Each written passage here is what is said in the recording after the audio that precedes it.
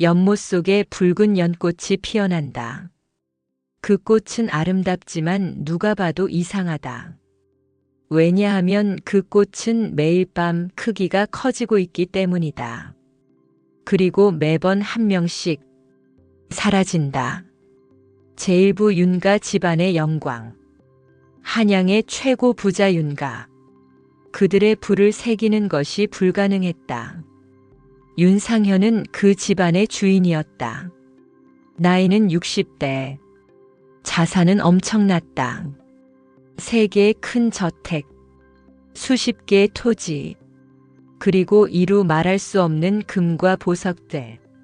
하지만 이 모든 것에도 불구하고 윤상현은 아파하고 있었다. 의사들은 말했다. 아마도 1년 정도 남아있을 것 같습니다. 제2부 세 아들의 다른 성품. 윤상현에게는 아들 셋이 있었다. 장남은 윤준호였다. 나이는 35. 욕심이 많은 아이였다. 둘째는 윤민호였다. 나이는 32. 착하고 따뜻한 성품이었다. 셋째는 윤성호였다. 나이는 30. 세상과 거리를 두고 사려는 아이였다. 제3부 장남의 탐욕. 윤준호는 아버지가 죽기 전에 상속 재산의 대부분을 자신에게 주도록 강박했다. 아버지, 제가 가장 큰 아들이니 제가 가장 많이 받아야 합니다. 그래야 가문을 유지할 수 있습니다. 그의 목소리에는 그럴듯한 이유가 있었지만 그의 눈에는 순수한 탐욕만 있었다. 제4부 첫 번째 아내 한수아. 윤준호는 아름다운 여인과 결혼했다. 이름은 한수아. 나이는 29. 얼굴뿐만 아니라 마음도 고왔다. 그리고 운이 좋게도 그녀도 상당한 재산을 가지고 있었다. 윤준호는 그것을 알았다. 그리고 그것이 결혼의 진짜 이유였다. 제5부 결혼 이후의 변화. 결혼 후 몇 개월이 지나자 윤준호는 변했다. 아내에게 냉정해졌다. 때로는 폭력적이기까지 했다. 당신의 재산을 내게 넘기세요. 제6부 수아의 거부. 하지만 한수아는 거부했다. 그건 제 재산입니다. 제가 할 말이 있습니다. 제7부 갈등의 심화. 그 거부가 윤준호의 분노를 샀다. 매일 밤 집에서는 싸움이 벌어졌다. 목격자들은 말했다. 그 여인의 울음소리가 참을 수 없었습니다. 제8부 아버지의 상속. 그러던 중 윤상현이 죽었다. 정확히 1년 후 제9부 상속의 분배. 유언장이 열렸다. 아버지가 약속한 대로 윤준호에게는 전체 재산의 60%가 주어졌다. 윤민호와 윤성호는 각각 20%씩만 받게 되었다. 제10부 형제의 분노. 형, 이게 공평합니까? 윤민호가 물었다. 아버지의 결정이다. 다른 말이 없다. 윤준호가 차갑게 대답했다. 제11부 더한 욕심. 그 상속 이후로 윤준호는 더욱 욕심이 깊어졌다. 아직도 부족해. 더 많이 있어야 해. 그는 아버지가 숨겨둔 재산이 더 있을 거라고 생각했다. 그리고 그의 아내 수아도 여전히 자신의 재산을 가지고 있었다. 제12부 수아의 저항. 수아, 당신의 재산을 내게 주세요. 윤준호가 다시 요구했다. 절대 아닙니다. 그건 제 것입니다. 수아는 단호했다. 제13부 저주받은 밤. 그 밤이 일어났다. 윤준호는 술에 취했다. 그리고 욕심과 분노에 가득 찼다. 당신이 나를 거역합니까? 제14부 비극의 순간. 그 순간 무엇이 일어났는지는 정확히 알 수 없다. 다만 다음 아침 사람들은 발견했다. 수아의 시체가 연못에 떠 있는 것을 제15부 의문의 죽음. 경관들이 조사했다. 이건 자살로 보입니다.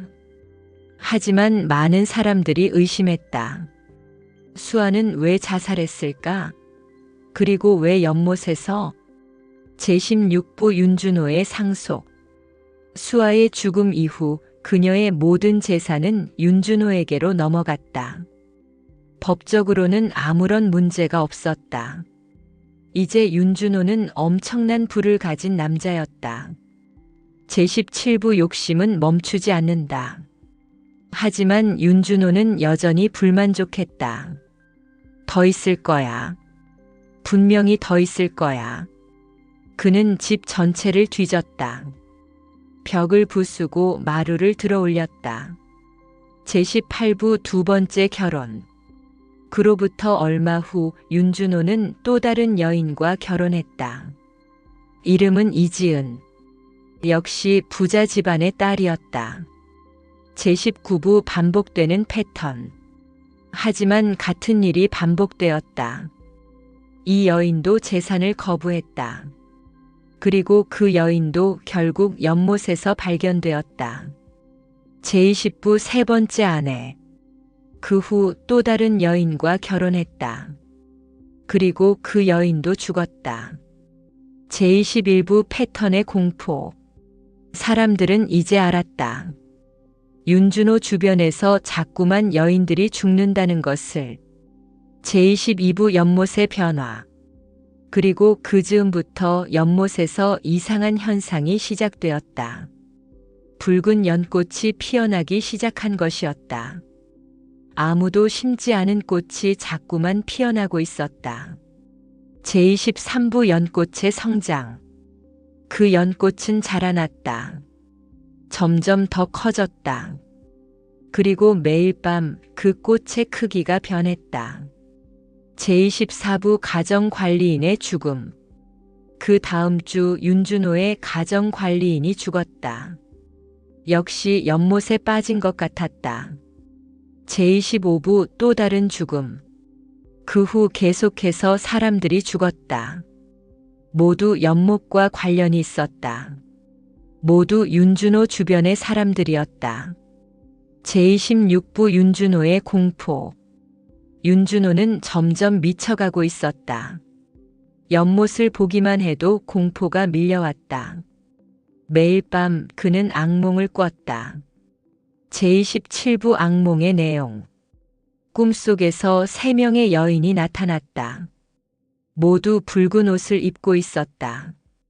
그들의 얼굴은 창백했고 눈빛은 가득 찼다. 분노로. 제28부 형제의 거리. 둘째와 셋째 아들은 형을 멀리했다. 형이 뭔가 이상해. 윤민호가 말했다. 형이 원래 이랬어. 욕심이 많았고 냉정했어. 윤성호가 대답했다. 제29부 조사관 김진의 등장. 그때 서울에서 온 조사관 김진이 나타났다. 나이는 30대. 명석한 눈빛을 가진 관리였다. 그는 윤준호 주변의 이상한 죽음들을 조사하기 위해 왔다. 제30부 첫 만남. 당신이 윤준호입니까? 그렇습니다. 제31부 신문. 지난 년간 당신 주변에서 사람들이 많이 죽었네요. 그건 불행한 사건들입니다. 윤준호의 목소리가 떨렸다. 제32부 의심의 시작. 김진은 관찰했다. 그 남자의 모든 것이 거짓이었다. 손가락의 떨림, 눈의 불안정함, 목소리의 신경과민. 제33부 첫 번째 아내. 당신의 첫 번째 아내는 어떻게 되셨습니까? 그녀는 자살했습니다. 자살했다고요? 이유가 뭘까요? 제34부 거짓의 노출. 모릅니다. 하지만 그 대답은 분명한 거짓이었다. 김진은 그것을 안다. 제35부 연못의 조사. 김진은 연못을 조사하기 시작했다. 연못의 밑바닥, 연못 주변, 모든 것을. 제36부 증거의 발견. 연못 밑에서 그는 발견했다. 여러 개의 뼈 조각들을. 제37부 할머니의 증언. 마을의 늙은 할머니를 찾은 김진. 할머니 윤준호의 첫 아내에 대해 알고 계신가요? 할머니의 얼굴이 창백해졌다. 제38부 비밀의 공개. 그건 아주 오래된 이야기예요. 할머니가 말했다.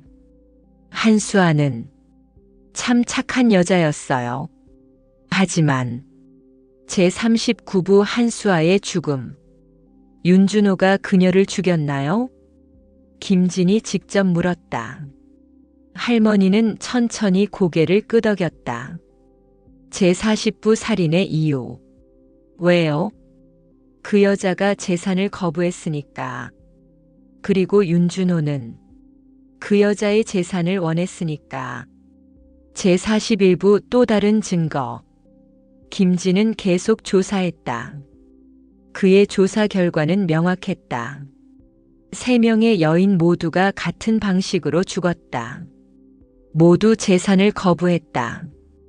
그리고 모두 죽었다. 제42부 목격자의 증언. 작은 종이 고백했다. 주인이 첫 아내분을 연못으로 밀어 떨어뜨리는 걸 봤습니다. 제43부 물증의 확보. 또한 발견된 것이 있었다. 윤준호의 글귀가 적힌 편지. 그 편지에는 이렇게 적혀 있었다. 모두 내 것이 되어야 한다. 누구도 나를 거역할 수 없다. 제44부 기억의 단편. 김진은 기억을 더듬었다. 그 여인의 이름. 한수아. 그리고 그 여인의 얼굴을 떠올렸다. 제45부 연못에서의 밤. 그 밤 김진은 연못 옆에서 밤을 샜다. 뭔가가 일어날 거라는 직감이 들었다. 제46부 달이 중천에 뜨다. 달빛이 중천에 떴을 때 그것이 일어났다. 연못에서 붉은 연꽃이 소리를 내며 피어올랐다. 제47부 형상의 출현. 그리고 연꽃 중앙에서 한 여인의 형상이 나타났다. 아니, 3명의 여인이 나타났다. 모두 붉은 옷을 입고 있었다. 제48부 영혼들의 외침. 도와줘. 우리를 도와줘. 그들의 목소리가 들렸다. 공동으로 들렸다. 제49부 진실을 말하다. 우리는 살인당했다. 욕심에 의해 살인당했다. 제50부 이름을 부르다. 내 이름은 한수아다. 내 이름은 이지은이다. 내 이름은 박윤이다. 제51부 영혼의 부탁. 제발, 우리의 죽음을 알려줘. 새 영혼이 김진에게 청했다. 제52부 김진의 약속. 약속합니다. 반드시 알리겠습니다. 제53부 영혼들의 사라짐. 그렇게 말하자 영혼들이 천천히 사라졌다. 달빛 속으로. 제54부 관청으로의 신고. 다음 날 아침 김진은 윤준호를 체포하게 했다. 증거들이 제시되었다. 목격자의 증언이 나왔다. 뼈 조각들이 전시되었다. 제55부 재판. 재판이 열렸다. 검사는 명확하게 말했다. 피고인은 3명의 여인을 살해했습니다. 모두 재산을 탈취하기 위함이었습니다. 제56부 증거의 제시. 뼈 조각들이 3명의 여인으로 확인되었다. 목격자의 증언도 명확했다. 편지도 증거로 제출되었다. 제57부 윤준호의 고백. 결국 윤준호는 모든 것을 자백했다. 제가 했습니다. 그의 목소리는 이미 인간이 아니었다. 그것은 짐승의 울음에 가까웠다. 제58부 유죄 판결.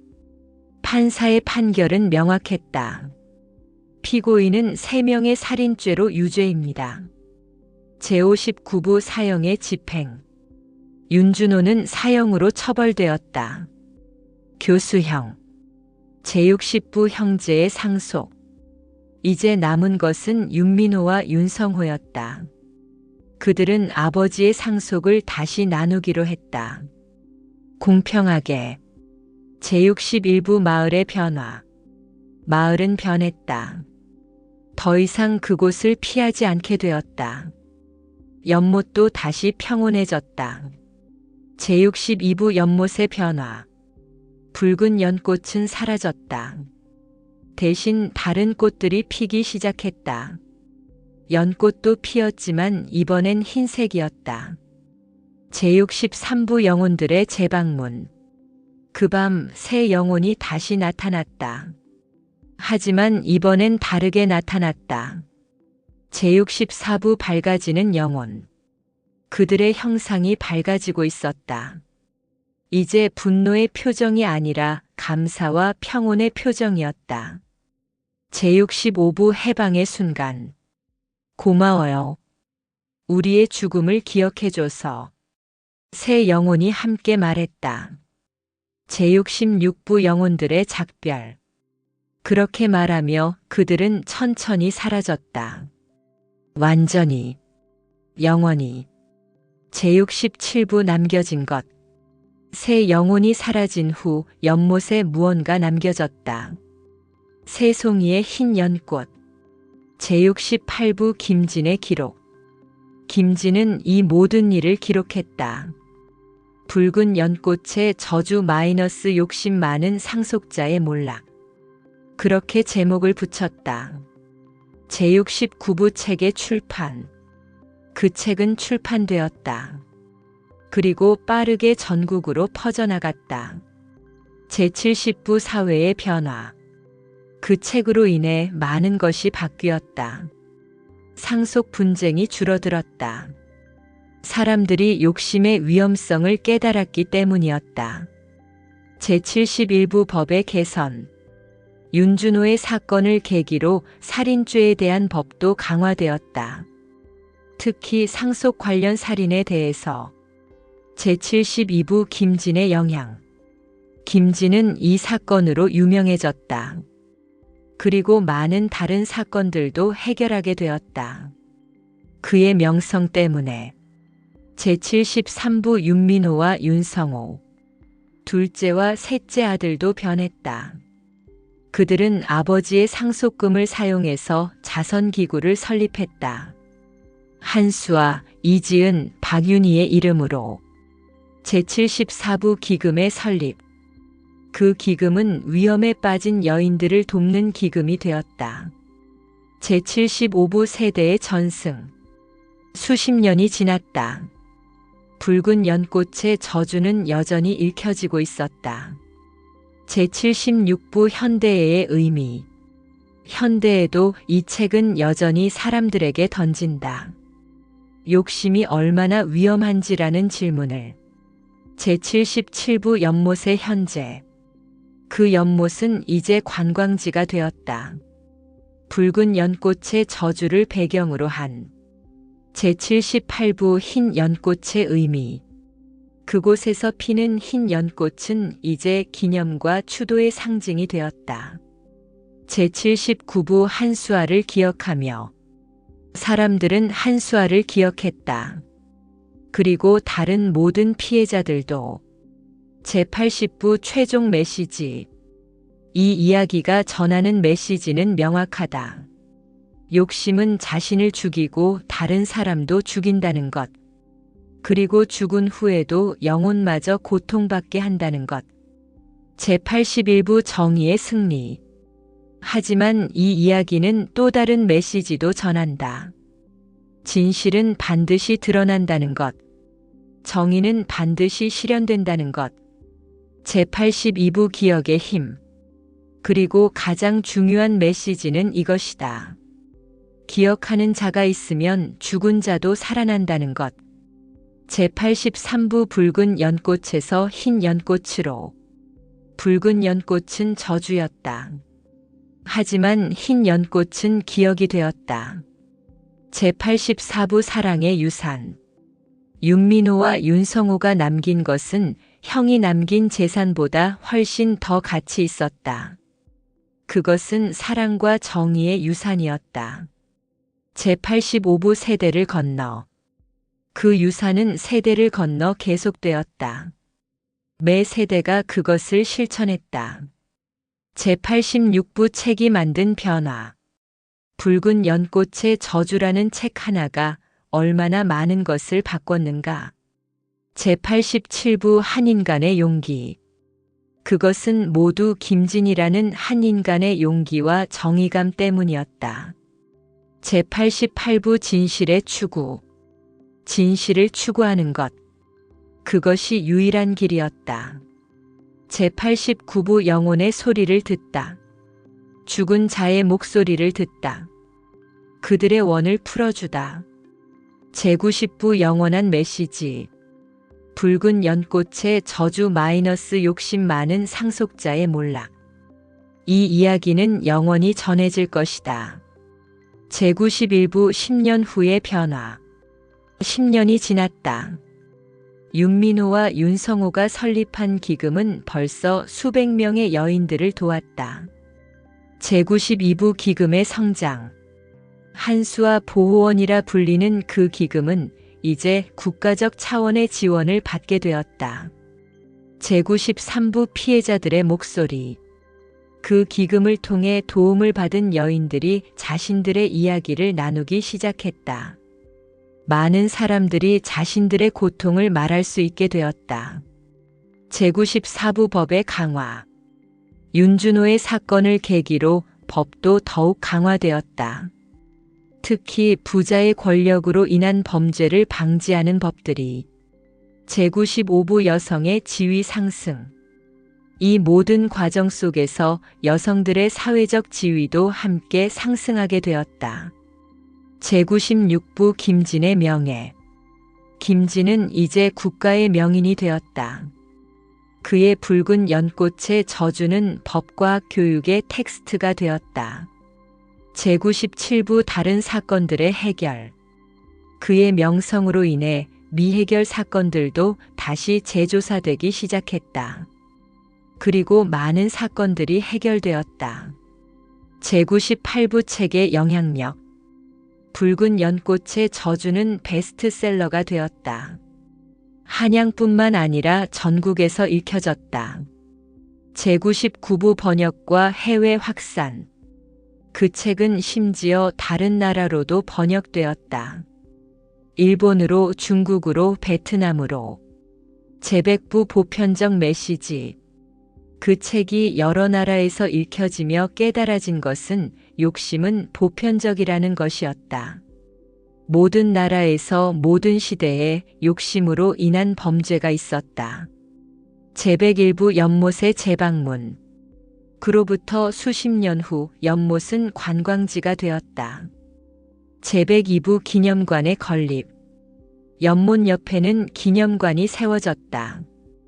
윤준호 사건 기념관. 제103부 전시 내용. 기념관에는 윤준호의 일생이 전시되었다. 그리고 그의 세 피해자들의 이야기도. 제104부 방문객들. 매년 수천의 사람들이 그 기념관을 방문했다. 특히 법을 공부하는 학생들이. 제105부 교육의 목적. 그곳은 단지 관광지가 아니라 교육의 장이 되었다. 욕심의 위험성을 배우는 곳. 정의의 중요성을 깨닫는 곳. 제106부 새 여인의 비석. 기념관 옆에는 새 여인의 비석이 세워졌다. 한수아, 이지은, 박윤희. 제107부 비석에 새겨진 말. 비석에는 이렇게 새겨져 있었다. 이곳에 3명의 무고한 여인이 욕심에 의해 살해당했다. 그들의 죽음이 법과 정의를 앞당겼다. 그들을 기억하자. 제108부 매년의 추도식. 매년 그들이 죽은 날짜에 추도식이 열렸다. 제109부 참석자들의 눈물. 추도식에는 수백 명이 참석했다. 많은 사람들이 울었다. 제110부 윤민호의 유언. 윤민호는 인생의 끝에 이르렀을 때 유언을 남겼다. 내 재산의 모든 것을 한수와 보호원에 기증한다. 제111부 윤성호의 계승. 윤성호는 형의 뜻을 이어받았다. 그와 그의 자식들도 모든 것을 기금에 기증했다. 제112부 세대의 헌신. 그들의 자식들도 손자들도 계속해서 같은 일을 했다. 제113부 기금의 규모. 한수와 보호원은 이제 거대한 기관이 되었다. 여러 개의 지원센터, 법률 상담시설, 심리치료센터, 제114부 구제된 여인들의 수. 그 기금을 통해 구제된 여인들의 수는 1000명을 넘었다. 제115부 그들의 이야기. 그 여인들 중 많은 이들이 자신들의 이야기를 책으로 펴냈다. 자신들의 고통, 자신들의 회복, 자신들의 승리. 제116부 희망의 메시지. 그 책들은 모두 같은 메시지를 전했다.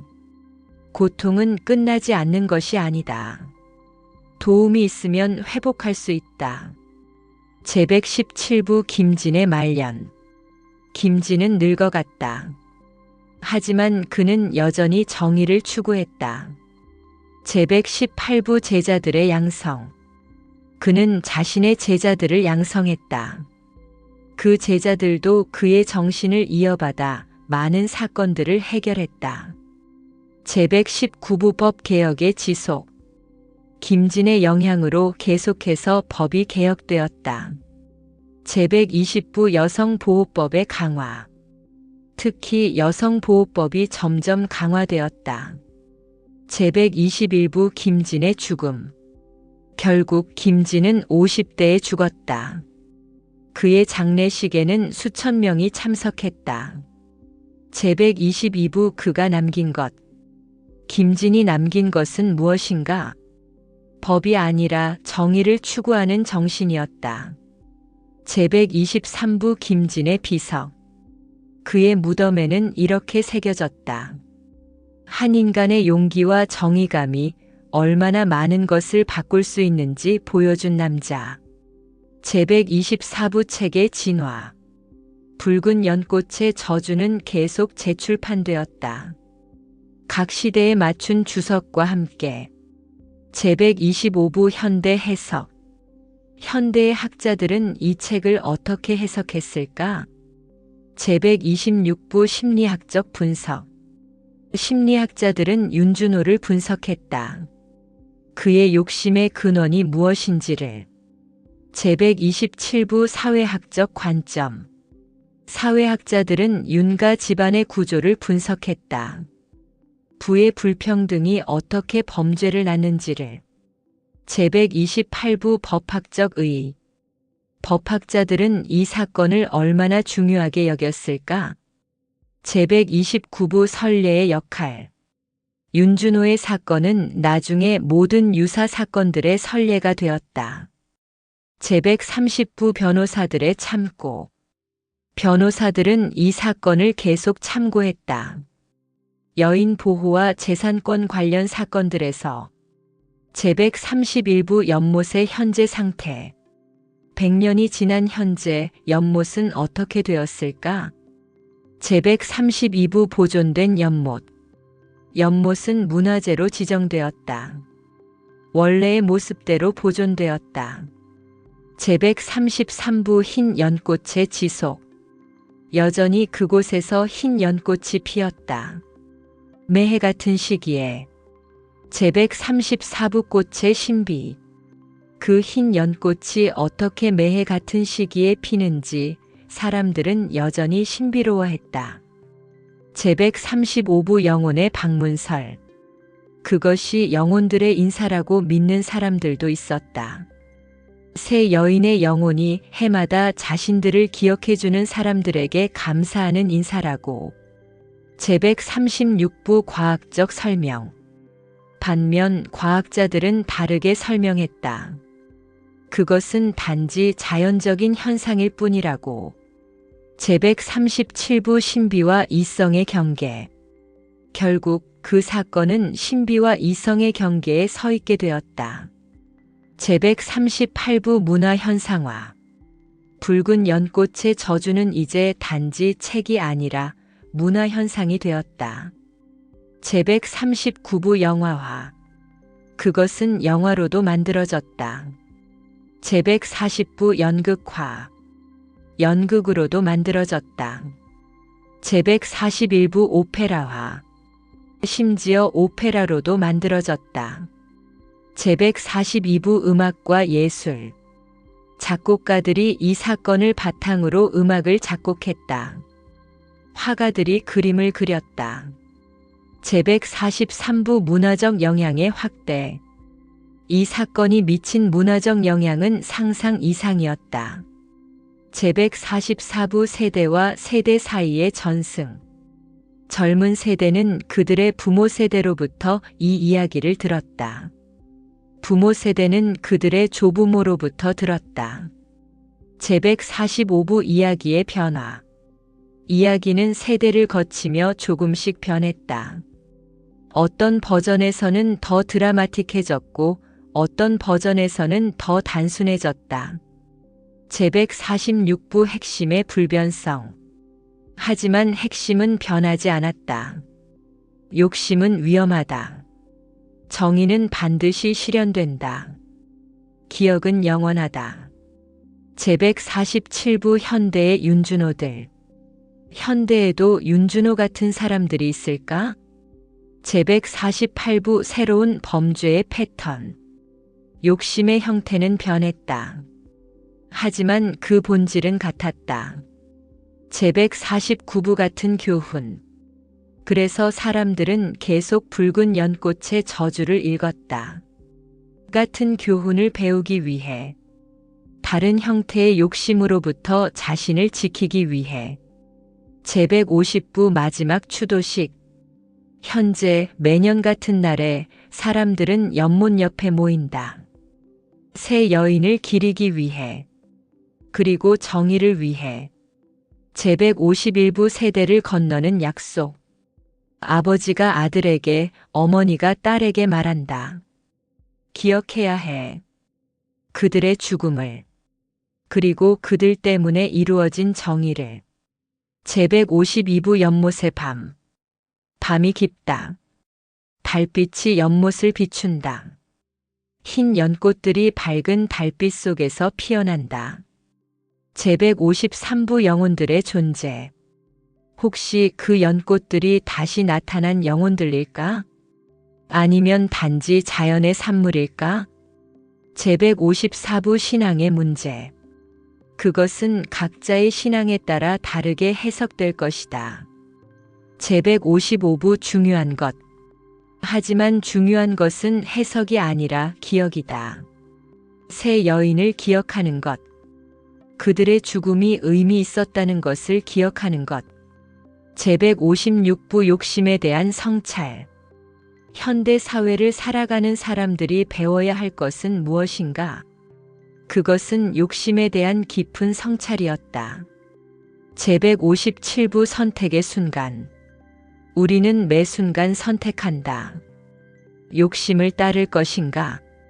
아니면 정의를 따를 것인가? 제158부 개인의 책임. 개개인의 선택이 결국 사회를 만든다. 제159부 정의의 가능성. 하지만 희망이 있다. 김진처럼 누군가는 진실을 추구할 것이다. 누군가는 정의를 위해 일어날 것이다. 제160부 기금의 역할. 그리고 한수와 보호원처럼 누군가의 해로움을 돕는 기관들이 있을 것이다. 제161부 미래의 메시지. 미래의 세대는 이 이야기로부터 무엇을 배울까? 제162부 교훈의 전승. 아마도 같은 교훈일 것이다. 욕심의 위험성, 정의의 가능성, 기억의 힘. 제163부 이야기의 역할. 좋은 이야기는 무엇을 하는가? 그것은 인간을 성찰하게 한다. 제164부 성찰로부터의 변화. 성찰로부터 변화가 온다. 개인의 변화, 사회의 변화. 제165부 붉은 연꽃에서 배우다. 붉은 연꽃의 저주는 우리에게 묻는다. 너는 무엇을 선택하는가? 제166부 마지막 질문. 욕심인가? 정의인가? 개인의 이익인가? 사회의 선인가? 제167부 답은 각자에게. 그 답은 각자의 마음속에 있다. 제168부 영원한 이야기. 붉은 연꽃의 저주는 영원히 전해질 것이다. 제169부 마지막 밤. 밤이 깊다. 연못은 여전히 그 자리에 있다. 흰 연꽃도 여전히 피어난다. 제170부 끝이 아닌 시작. 이 이야기는 여기서 끝나지 않는다. 그것은 매 세대가 새롭게 시작하는 이야기이다. 매 독자가 새롭게 깨닫는 이야기이다.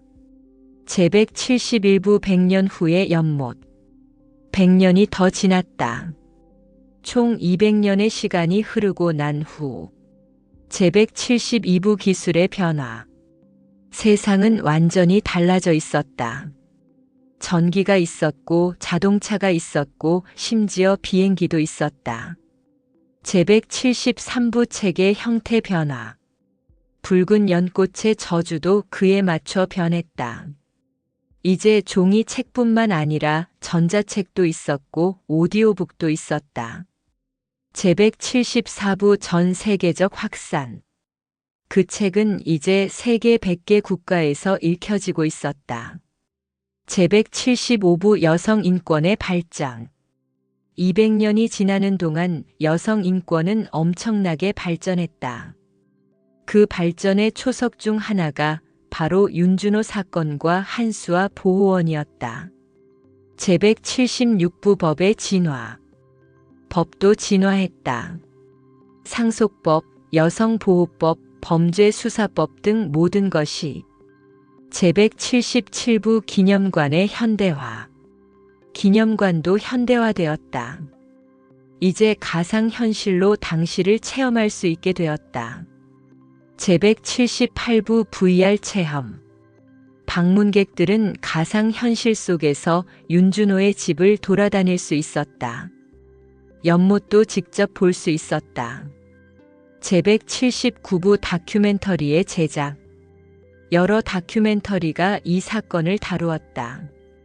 각각 다른 각도에서. 제180부 학술 논문의 급증. 학자들이 이 사건을 주제로 쓴 논문은 이미 1000편을 넘었다. 제181부 심리학적 분석의 심화.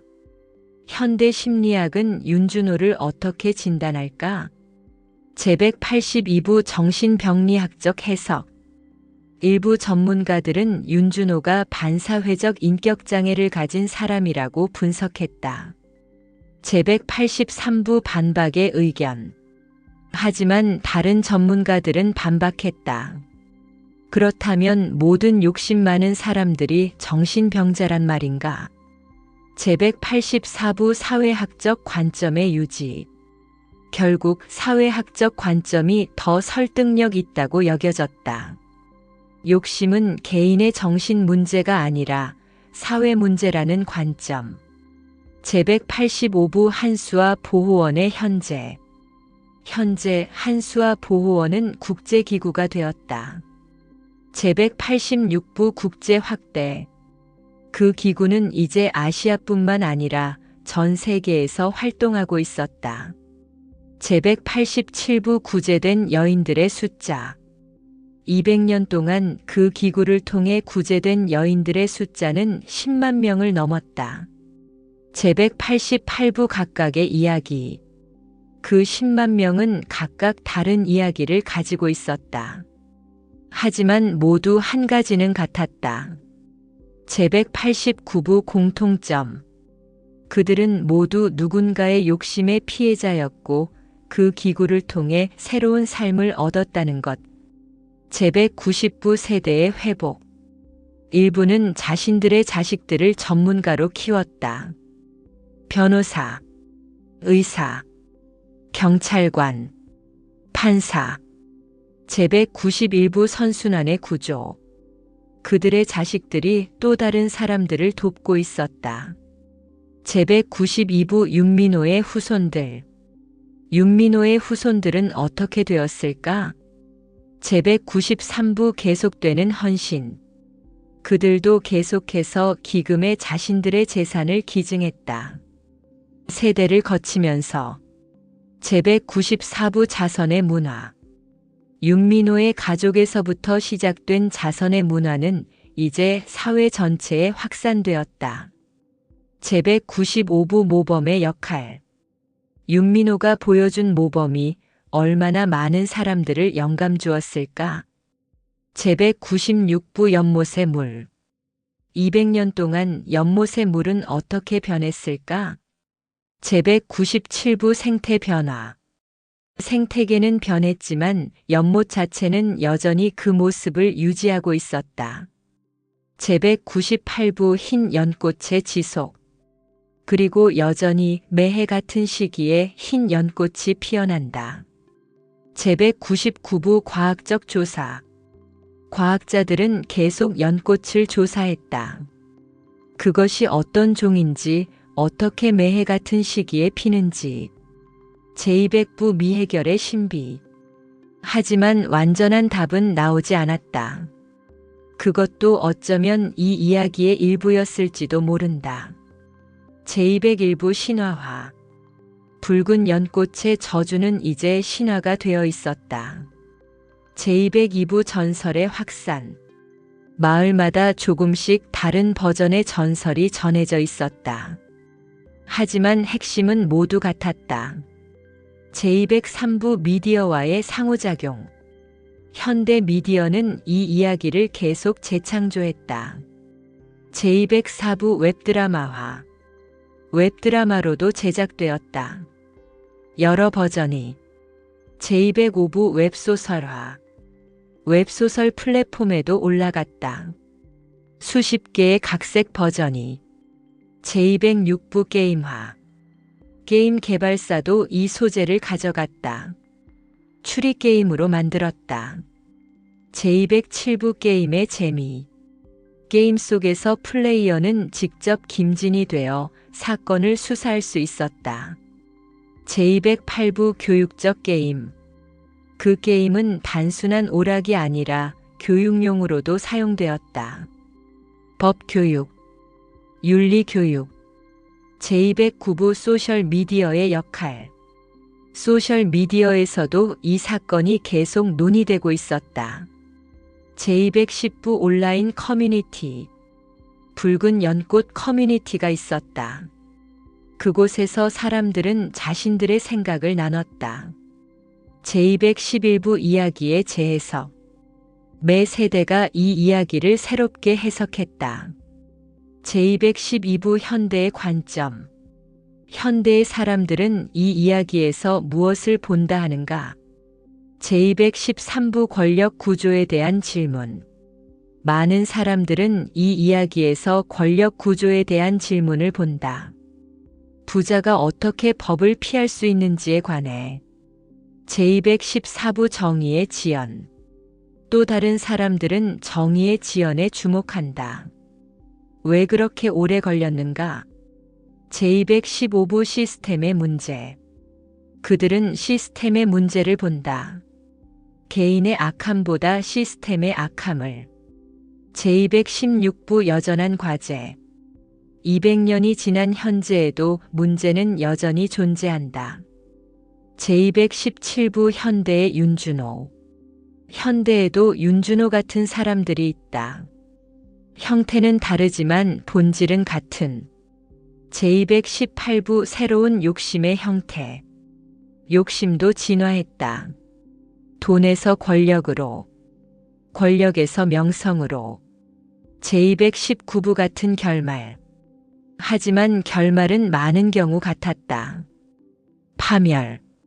제220부 책이 여전히 필요한 이유. 그래서 붉은 연꽃의 저주는 여전히 필요하다. 같은 실수를 반복하지 않기 위해. 제221부 한수와 보호원의 미래. 한수와 보호원은 앞으로도 어떻게 될까? 제222부 계속되는 선비. 그것은 계속될 것이다. 윤민호의 후손들이 그리고 그 기구의 종사자들이 계속하는 한. 제223부 새로운 세대의 참여. 새로운 세대도 참여하기 시작했다. 제224부 젊은이들의 관심. 청년들은 이 문제에 더욱 진지하게 다가갔다. 제225부 활동가의 탄생. 이 책과 사건의 영감을 받아 많은 활동가들이 탄생했다. 제226부 김진의 정신 계승. 김진의 정신을 이어받는 조사관들이 계속 일어나고 있다. 제227부 정의를 위한 헌신. 그들도 정의를 위해 헌신한다. 개인의 이익을 초월해서. 제228부 연못의 의식. 매년 추도식이 계속된다. 제229부 점점 커지는 참석자들. 하지만 참석자들의 규모는 계속 커지고 있다. 이제는 수만 명이 참석한다. 제230부 국제 추도식. 심지어 국제 추도식이 열리기도 한다. 한수와 보호원이 활동하는 모든 나라에서. 제231부 온라인 추도. 온라인으로도 참석할 수 있게 되었다. 전 세계의 사람들이 동시에 참석하는. 제232부 메시지의 전파. 매년 그 의식을 통해 같은 메시지가 전파된다. 욕심의 위험성. 정의의 가능성. 기억의 힘. 제233부 새 여인의 현재. 새 여인은 어디에 있을까? 제234부 이름이 불리는 의식. 매 의식마다 그들의 이름이 불린다. 한수아, 이지은, 박윤희. 제235부 존재의 증명. 그 이름이 불릴 때마다 그들의 존재가 확인된다. 제236부 죽음을 넘어서. 죽음 이후에도 그들은 살아있다. 기억 속에서. 제237부 영향력의 측정. 200년 동안 이 사건이 미친 영향력을 측정할 수 있을까? 제238부 정량적 측정. 구제된 여인들의 수. 통과된 법안의 수. 출판된 책의 수. 제239부 정성적 측정. 하지만 더 중요한 것은 정성적 영향력이다. 얼마나 많은 사람들의 마음이 바뀌었는가?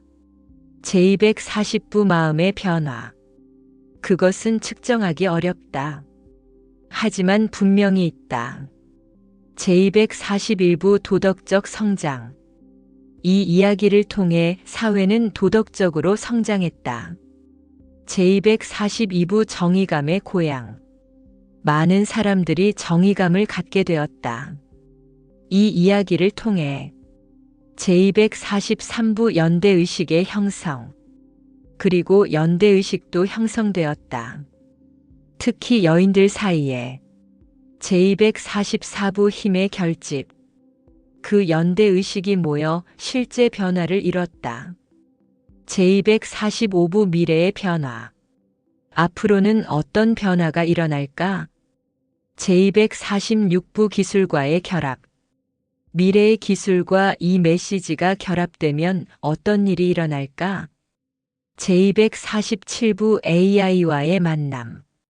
AI가 이 이야기를 학습한다면? 제248부 윤리교육의 변화.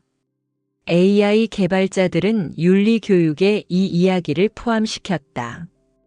제249부 새로운 형태의 전승. 미래에는 이 이야기가 어떤 새로운 형태로 전해질까? 제250부 상상의 영역. 그것은 상상의 영역이다. 하지만 한 가지는 확실하다. 제251부 불변의 핵심. 이 이야기의 핵심은 변하지 않을 것이다. 욕심은 위험하다. 정의는 가능하다. 기억은 영원하다. 제252부 마지막 연못의 밤. 현재 연못가에서 밤이 깊다. 달빛이 흰 연꽃들을 비춘다. 제253부 방문객들. 밤중에도 많은 방문객들이 연못을 찾는다. 제254부 각자의 이유. 그들은 각자 다른 이유로 온다. 추도하기 위해, 기억하기 위해, 배우기 위해. 제255부 공통된 감정. 하지만 공통된 감정이 있다. 경외, 슬픔, 그리고 결의. 제256부 경외감. 욕심의 끝이 얼마나 비참한지를 봄으로부터 오는. 제257부 슬픔. 세 여인의 죽음과 그들이 겪었을 고통을 생각함으로부터 오는. 제258부 결의. 다시는 같은 일이 일어나지 않기를 바라는 결의. 제259부 침묵의 기도. 많은 사람들이 침묵 속에서 기도한다. 새 여인을 위해, 정의를 위해, 미래를 위해. 제260부 영원한 약속. 그 침묵 속에는 영원한 약속이 담겨 있다. 우리는 기억할 것이다. 제261부 다음 세대로. 다음 세대는 이것을 받아들일 것이다. 그들의 부모, 조부모로부터. 제262부 계속되는 전승. 붉은 연꽃의 저주는 계속 전해질 것이다. 제263부 책장의 자리. 도서관의 책장에 그것은 계속 자리 잡을 것이다. 제264부 학교의 교재. 학교의 교재로도 계속 사용될 것이다. 제265부 가정의 이야기. 가정에서 부모가 자식에게 말해주는 이야기로도. 제266부 시간의 흐름 속에. 시간이 계속 흐르는 동안 이 이야기는 끝나지 않을 것이다. 제267부 영속하는 메시지. 메시지는 영속할 것이다. 제268부 변하는 형태, 불변의 의미. 형태는 변하지만 의미는 변하지 않을 것이다. 제269부 마지막 질문. 그렇다면 우리는 무엇을 해야 하는가? 제270부 개인의 책임. 각자는 무엇을 할 수 있는가? 제271부 작은 선택의 중요성. 작은 선택이 모여 큰 변화가 된다. 제272부 정의를 위한 목소리. 정의를 위해 목소리를 내는 것. 제273부 약자를 보호하는 행동. 약자를 보호하려는 노력. 제274부 욕심에 저항하는 선택. 욕심에 저항하는 선택. 제275부 기억을 전승하는 책임. 기억을 다음 세대에 전승하는 책임. 제276부 희망의 가능성. 이 모든 것이 가능할까? 제277부 이미 증명된 것. 그것은 이미 증명되었다.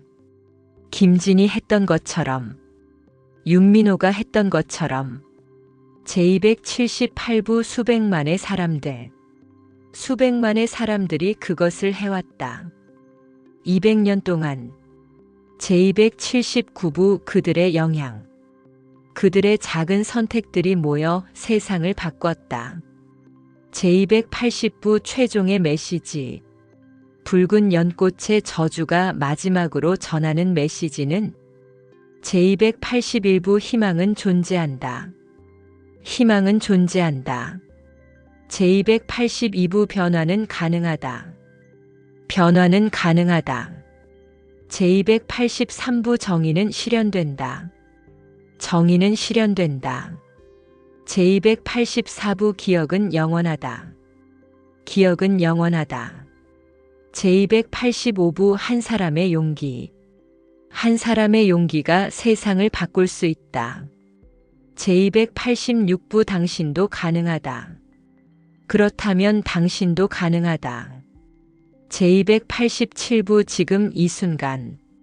지금 이 순간 당신도 선택할 수 있다.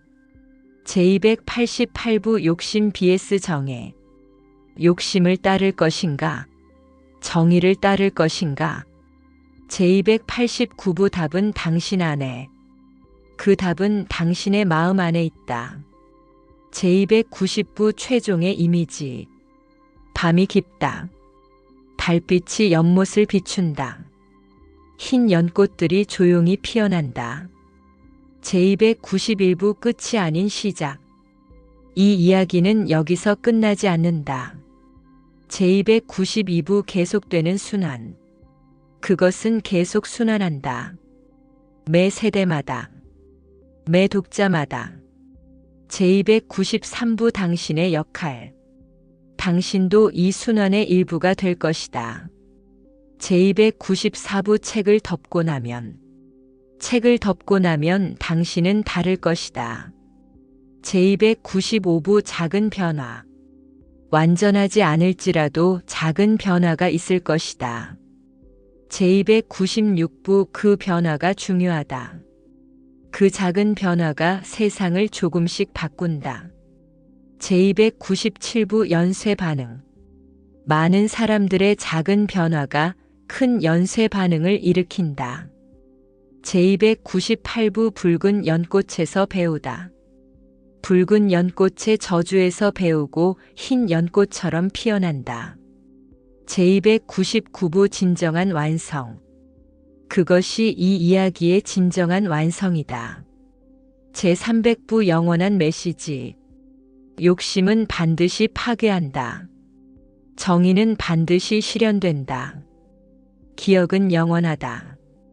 그리고 당신도 변화를 만들 수 있다. 제301부 우주시대의 도래. 시간은 계속 흘렀다. 이제는 우주시대였다. 제302부 달에 세워진 기념비. 달에 한수와 보호원의 이름으로 기념비가 세워졌다. 제303부 화성의 도시. 화성에 인간이 정착한 후 그곳에도 한수와 보호원의 지부가 생겼다. 제304부 우주시대의 메시지. 붉은 연꽃의 저주는 이제 우주 정거장에서도 읽혀지고 있었다. 제305부 외계 문명과의 만남. 그리고 심지어 외계 문명과의 교역이 시작되었을 때 이 책이 문명의 특징을 설명하는 자료로 사용되었다. 제306부 인류의 도덕성을 보여주다. 우리 문명은 욕심에 대해 이렇게 경고한다는 것을 보여주기 위해. 제307부 새 여인의 이름이 별에 붙다. 한수와 이지은, 박윤희의 이름이 새로 발견된 별에 붙여졌다. 제308부 우주 속의 기억. 우주 어딘가에 새 여인의 이름이 영원히 빛나고 있었다. 제309부 시간의 확장. 이제 시간도 확장되었다. 과거 300년, 현재, 미래 300년. 제310부 예언적 해석. 학자들은 이 책을 예언적으로도 해석하기 시작했다. 제311부 미래에 대한 경고. 이 책은 미래의 욕심에 대해 경고하고 있다고 하는 해석. 제312부 반복되는 패턴. 역사는 반복된다는 말처럼 욕심의 패턴도 반복된다. 제313부 다른 행성에서의 사건. 화성 식민지에서도 비슷한 사건이 일어났다. 제314부 똑같은 구조. 욕심 많은 관리인이 다른 이들을 해치는 사건. 제315부 역사의 반복. 사람들은 깨달았다. 붉은 연꽃의 저주가 단지 역사적 사건이 아니라 인류 본성에 관한 것이라는 것을. 제316부 심리학의 진화. 300년 동안의 심리학 발전에도 불구하고 욕심의 본질은 변하지 않았다. 제317부 유전자 수준의 분석. 과학자들은 욕심이 유전자 수준에서 일어난다고 했다. 제318부 진화론적 관점. 욕심은 생존의 본능에서 비롯된 것이라고. 제319부 하지만 이성도 있다. 하지만 인간에게는 이성도 있다. 욕심을 제어할 수 있는 능력. 제320부 선택의 자유. 그것이 바로 선택의 자유였다. 욕심을 따를 것인가, 정의를 따를 것인가. 제321부 철학적 재해석. 철학자들은 이 책을 계속 새롭게 해석했다. 제322부 자유의지에 대한 질문. 윤준호에게 자유의지가 있었는가? 라는 질문. 제323부 책임의 문제. 만약 자유의지가 없다면 누가 책임을 져야 하는가? 제324부 과거의 선택. 그런 질문들에도 불구하고 과거의 선택은 이미 이루어졌다. 제325부 현재의 의미. 그리고 그 선택의 결과는 현재까지 이어져 있다. 제326부 미래의 가능성. 하지만 미래는 여전히 열려 있다. 제327부 새로운 시대의 질문. 우주 시대에도 같은 질문이 반복된다. 우리는 무엇을 선택할 것인가? 제328부 기술의 역설. 기술이 발전할수록 욕심도 더 강해지는 것 같았다. 제329부 권력의 형태 변화. 과거에는 돈이 권력이었다. 현재에는 데이터가 권력이다. 제330부 새로운 욕심의 형태. 그래서 새로운 욕심의 형태도 나타났다. 제331부 데이터 독점. 누군가는 데이터를 독점하려 했다. 제332부 정보의 힘. 정보를 통제함으로써 권력을 얻으려는 시도. 제333부 같은 교훈. 하지만 그것도 결국 같은 교훈을 낳았다. 욕심은 파괴한다. 제334부 디지털 윤준호. 현대에도 디지털 윤준호들이 있었다. 제335부 기술 시대의 범죄. 다만 그들의 범죄 방식이 달랐을 뿐. 제336부 하지만 정의도 진화했다. 하지만 정의도 진화했다. 사이버 수사관들이 있었고 디지털 포렌식이 있었다. 제337부 미래의 김진들. 미래에도 김진처럼 정의를 추구하는 사람들이 있었다. 제338부 이름만 다르다. 이름은 다르지만 본질은 같았다. 제339부 불변의 원리. 욕심은 파괴한다. 정의는 실현된다. 기억은 영원하다. 이것은 우주의 원리였다. 제340부 철학의 경계. 철학과 과학의 경계도 흐릿해졌다. 제341부 통합적 이해. 욕심을 이해하기 위해 과학도 철학도 함께 필요했다. 제342부 윤리학의 발전. 윤리학도 엄청나게 발전했다.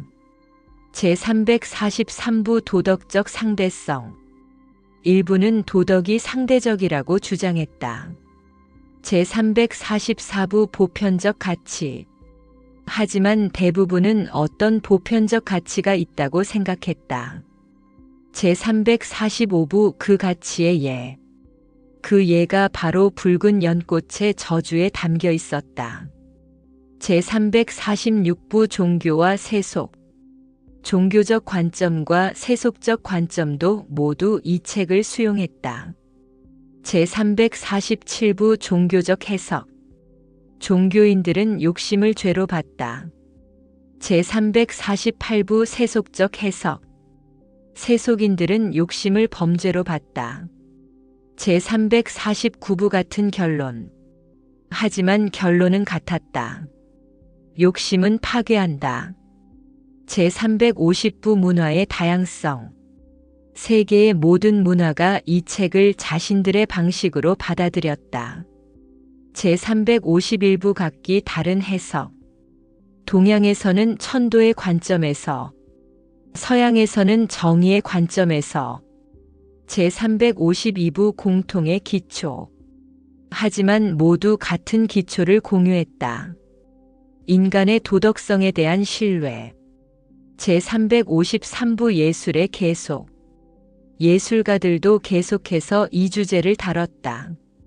제354부 음악의 진화. 음악도 진화했다. 고전 음악에서 전자음악까지. 제355부 모든 장르에서, 모든 음악 장르에서 이 주제가 다뤄졌다. 제356부 미술의 변화. 미술도 변했다.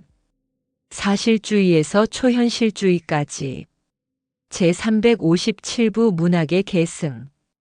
문학도 계속 이 주제를 다뤘다. 제358부 새로운 문학 작품.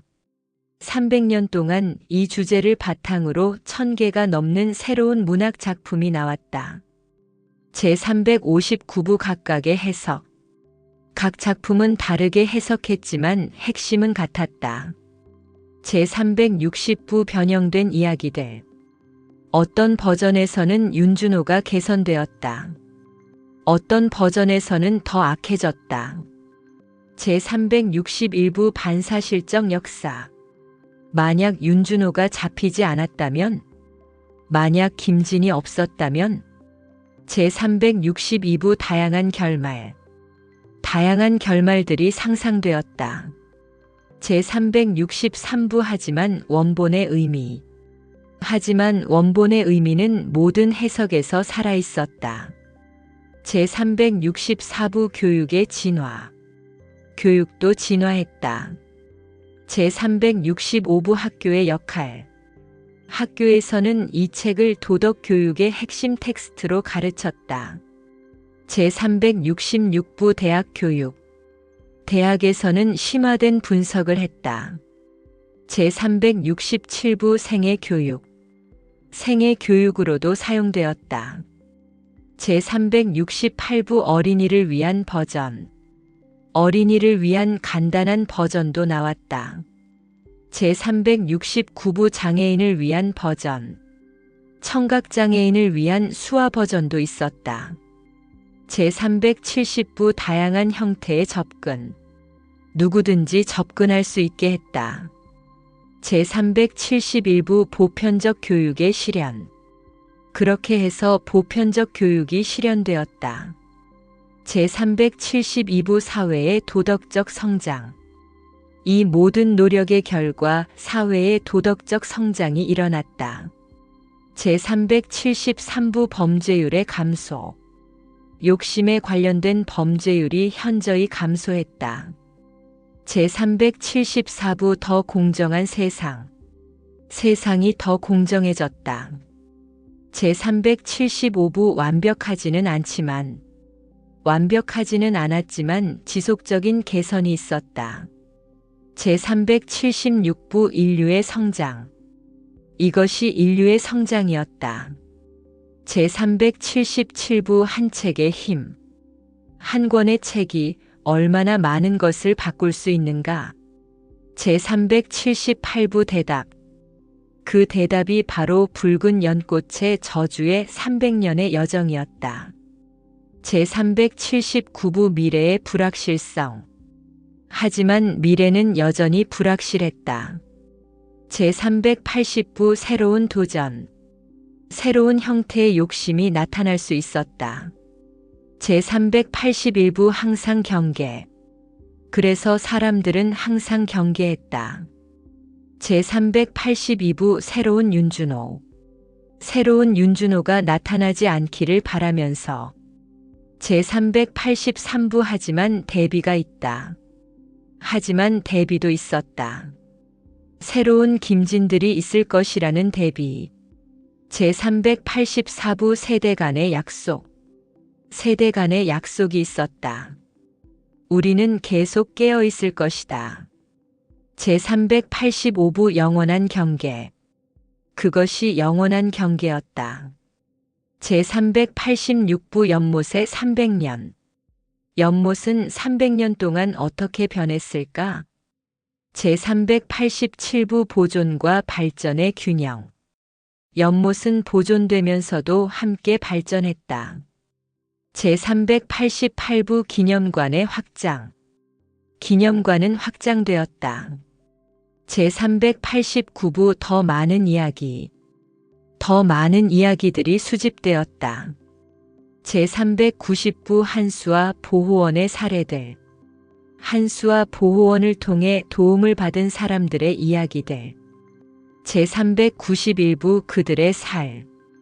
그들이 어떻게 회복했는지, 어떻게 성장했는지. 제392부 영감의 소스. 그 이야기들 자체가 다른 사람들에게 영감을 주었다. 제393부 희망의 메시지. 나도 할 수 있다는 희망의 메시지. 제394부 선순환의 고리. 이렇게 선순환의 고리가 형성되었다. 제395부 피해자에서 조력자로. 피해자들이 다른 피해자들을 돕는 조력자가 되었다. 제396부 현재의 활동가들. 현재의 많은 활동가들이 옛날에 피해를 입었던 사람들이었다. 제397부 고통의 전환. 고통을 의미 있는 활동으로 전환한 사람들. 제398부 인생의 의미. 그것이 그들에게 인생의 의미를 주었다. 제399부 마지막 질문. 그렇다면 우리는 무엇을 해야 하는가? 제400부 세 가지 선택. 세 가지 선택지가 있다. 첫째, 외면하는 것. 둘째, 같은 실수를 반복하는 것. 셋째, 변화를 만드는 것. 제401부 시간은 한정되었다. 시간은 한정되었다. 제402부 당신의 세대. 당신의 세대는 얼마나 오래 남았는가? 제403부 다음 세대의 기대. 다음 세대는 당신이 무엇을 할지 기대하고 있다. 제404부 부담이 아닌 기회. 그것은 부담이 아니라 기회다. 제405부 당신의 역할. 당신도 이 이야기의 일부가 될 수 있다. 제406부 작은 행동. 작은 행동도 중요하다. 제407부 목소리를 내기. 부정의에 대해 목소리를 내기. 제408부 약자를 도우기. 약한 사람을 도우기. 제409부 기억하기. 기억하기. 제410부 전하기. 다음 세대에 전하기. 제411부 모든 것이 중요하다. 모든 것이 중요하다. 제412부 연쇄 반응. 당신의 작은 행동이 다른 누군가를 감동시킬 수 있다. 제413부 영향의 확산. 그 사람이 또 다른 사람을 감동시킬 수 있다. 제414부 파동의 확산. 마치 돌이 물에 떨어질 때처럼 파동이 확산된다. 제415부 기억의 파동. 기억의 파동이 세계를 변화시킨다. 제416부 마지막 밤의 연못. 지금도 어딘가의 연못에서 밤이 깊고 달빛이 내려앉고 있다. 제417부 흰 연꽃의 증거. 흰 연꽃들이 조용히 피어난다. 제418부 영원한 상징. 그것은 영원한 상징이다. 고통에서 기억으로, 기억에서 행동으로. 제419부 당신의 선택. 지금 이 순간, 당신도 선택하고 있다. 제420부 300년의 결론.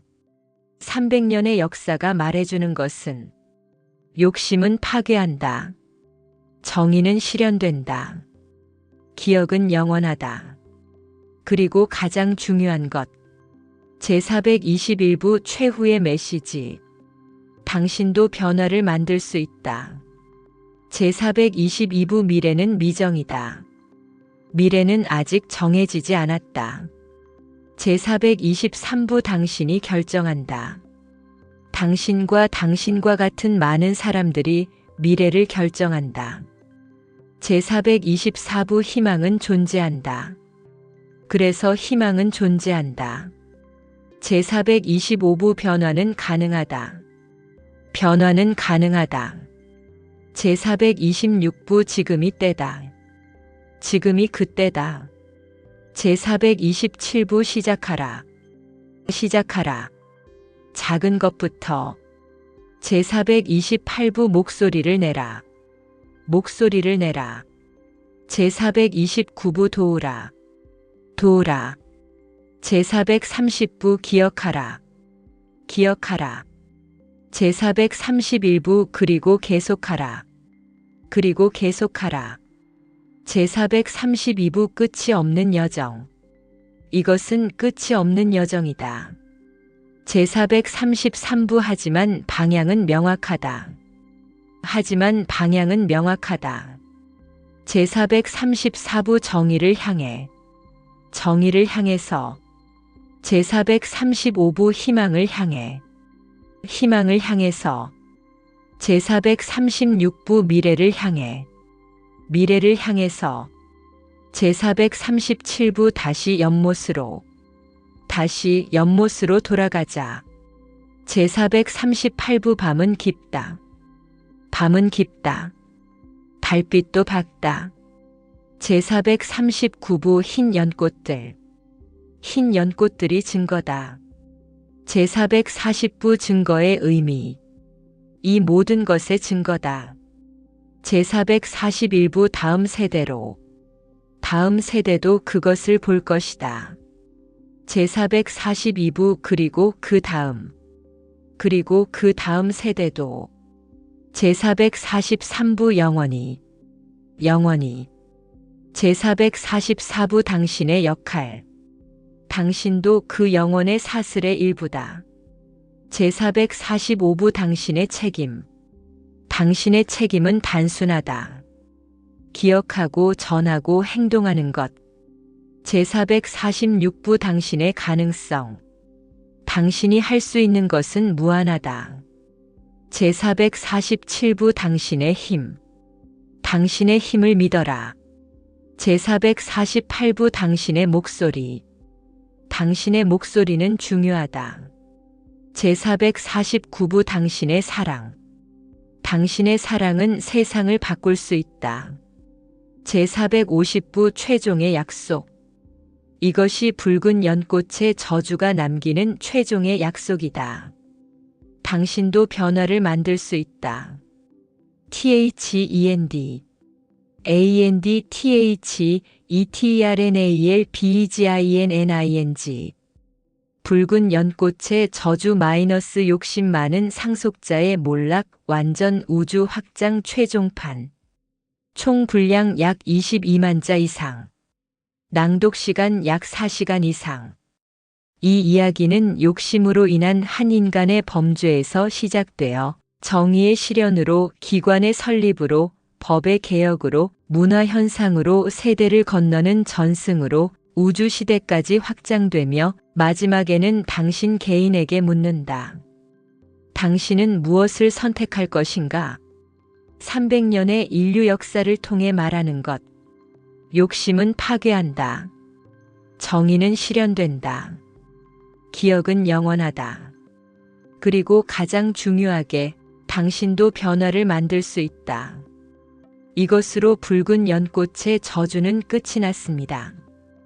욕심으로 시작된 비극은 결국 스스로의 그림자를 삼켰죠. 하지만 그 속에서도 남겨진 건 하나 기억과 깨달음이었습니다. 긴 시간 함께 해주신 여러분 진심으로 감사합니다. 당신의 한 번의 클릭이 또 다른 이야기를 이어갑니다. 다음 이야기가 궁금하시다면 지금 구독하고 놓치지 마세요. 다음 전설에서 다시 만나요.